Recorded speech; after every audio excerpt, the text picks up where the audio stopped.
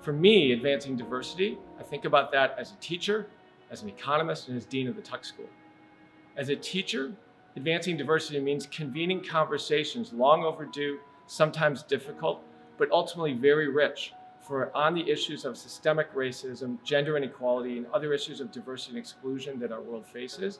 It's important that in our classrooms and in our co-curricular spaces like this conference, we can engage on these issues in a trusting way.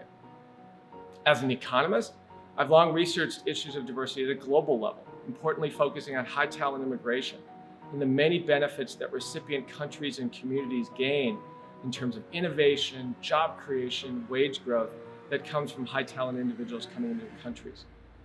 When I look at leading organizations, some of the largest firms of the world, successful though they are, still have a long way to go in diversity. Look at the Fortune 500 companies today, only 3 of them have Black CEOs, all of them males. There's an ample amount of research that shows diverse organizations are more productive, make smarter decisions, and have more engaged stakeholders. And yet as dean, what's most important to me is advancing diversity, not in terms of the business case I just mentioned, but in terms of its moral imperative. I grew up in northern Italy in a very homogeneous community. And then I arrived in the US for my PhD.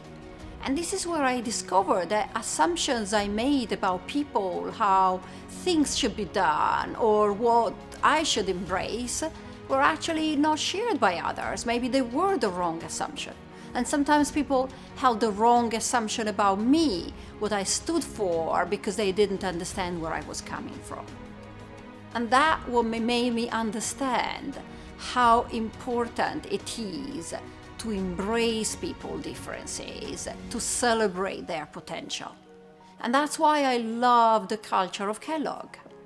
Because at Kellogg, we know this is no time for incremental change.